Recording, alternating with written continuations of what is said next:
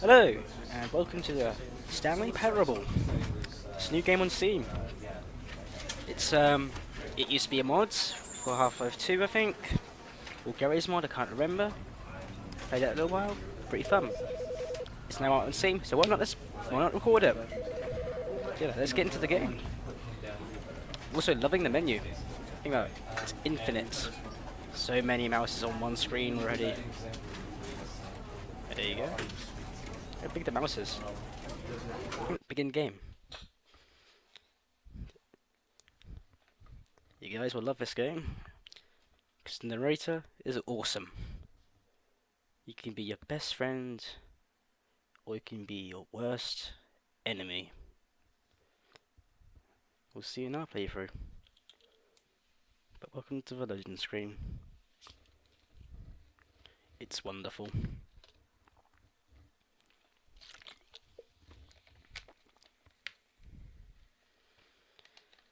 This is going to take a while. I think I'll do a jump cut. And we're almost finished loading. There you go. This is the story of a man named Stanley.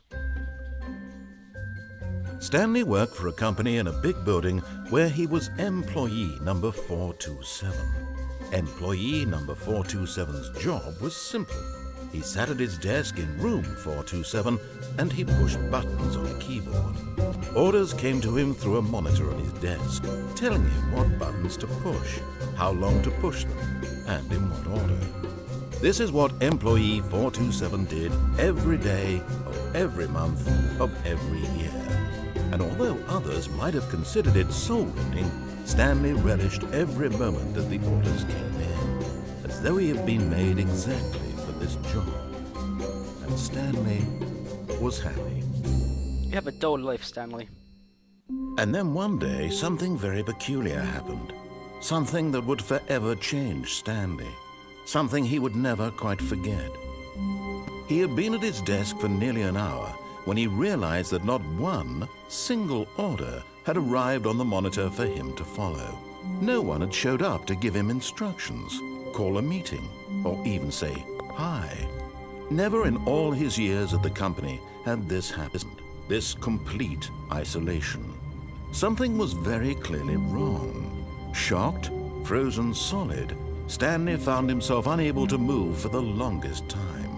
But as he came to his wits and regained his senses, he got up from his desk and stepped out of his office. He does it very quickly. Alright, that's the intro to the game. You have a very boring life. All of his co-workers were gone. What could it mean? Stanley decided to go to the meeting room. Perhaps he had simply missed a memo. No matter how hard Stanley looked, he couldn't find a trace of his co-workers. Yeah, here's a dull life. Oh, what's going on the screen? I can't jump, can I? Nope. Difficult to tell. Oh, I turned it off. Oh, I can just walk onto it.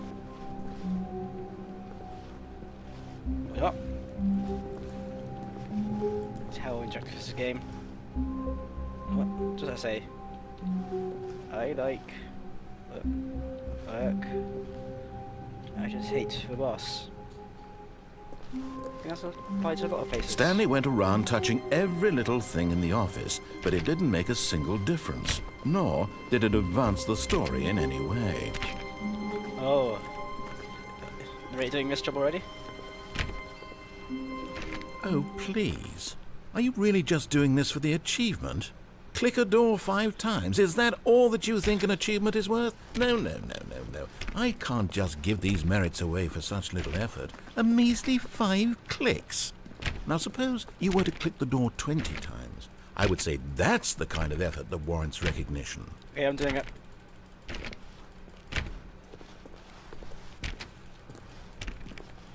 Okay. Have I not clicked 20 doors yet? Or try picking doors? I have to say I'm still not feeling the satisfaction of witnessing true effort for a noble cause. Perhaps 50 clicks will do it. Yes, almost certainly 50 clicks. Give me the goddamn achievement! I think I should change this game to Ultimate Door Clicking Simulator. No, I'm still not feeling it. I want this achievement to have meant something. It has to be a true reward for valiant effort. I want to see some hustle, Stanley. I want to see commitment, a willingness to go all the way, no matter what the cost. Why don't you go put 20 clicks into door number 417? 417. Okay, let's go find door 417.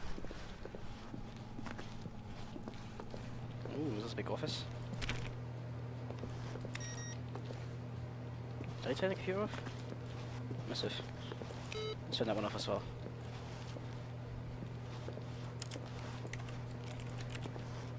Four 117, right here.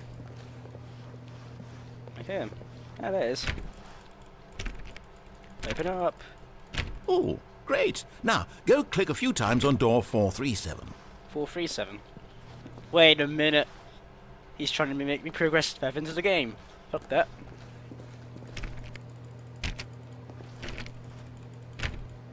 Okay, fine.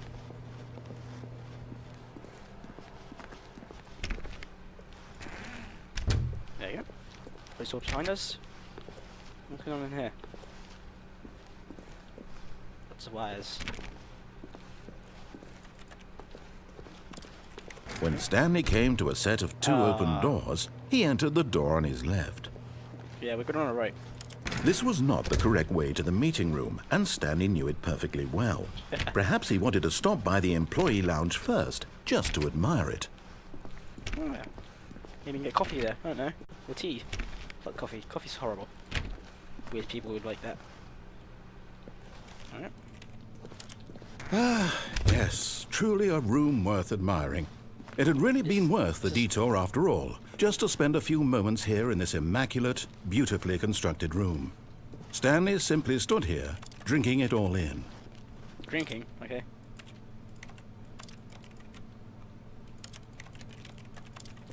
Give me drinks. Yes, really, really worth it being here in the room. Yeah. A room so utterly captivating that even though all your co-workers have mysteriously vanished, here you sit looking at these chairs and some paintings. Really worth it. It is. And it's got a nice plant, there's some work there, someone left there. There's coffee. At this point, Stanley's obsession with this room bordered on creepy and reflected poorly on his overall personality. It's possible that this is why everyone left. Couldn't handle me. Okay, that's not gonna give us nothing. Stanley sat around waiting for, but at last he'd had enough Oh. of the amazing room and took the first open door on his left to get back to business. This one. Just make the narrator hate us. Stanley was so bad at following directions, it's incredible he wasn't fired years ago. Well, to be fair, all I did was sat at a desk, pressing buttons. Don't play this game with us, narrator.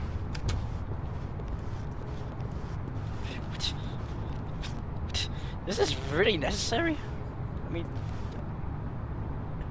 kinda wanna jump. I kinda wanna jump. Let's not do that. No.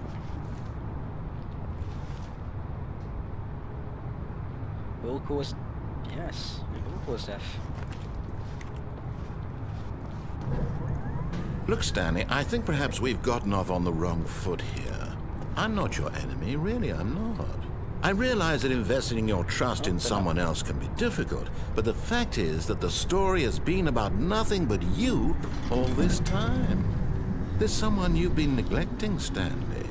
Someone you've forgotten about. Please, stop trying to make every decision by yourself. Now, I'm not asking for me, I'm asking for her. Touché. This is it, Stanley. Your chance to redeem yourself. To put your work aside. To let her back into your life. Who is her? She's been waiting.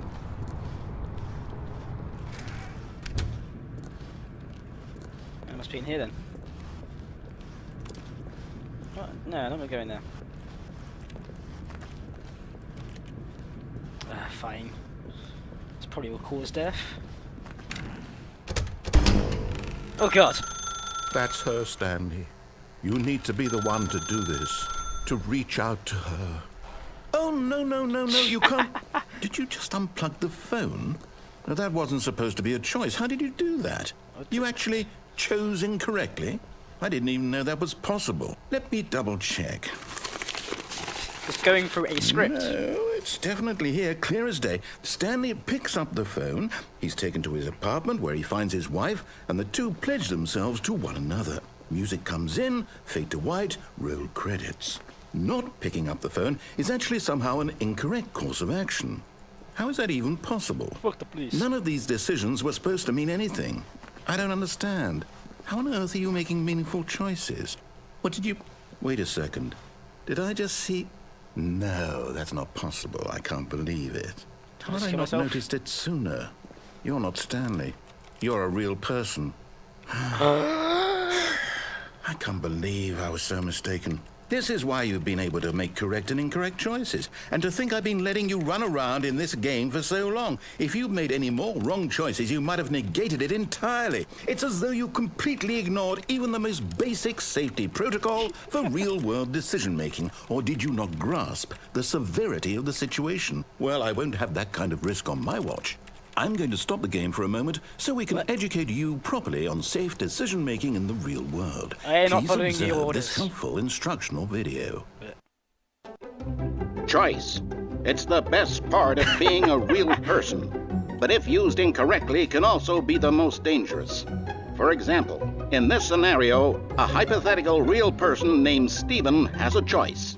He could spend years helping improve the quality of life for citizens of impoverished third world nations. Or he could systematically set fire to every orphan living in a 30-kilometer radius of his house. Which choice would you make? Remember that unlike here, the real world makes sense, and at no time should you make a choice that does not conform to rational logic. If you find yourself speaking with a person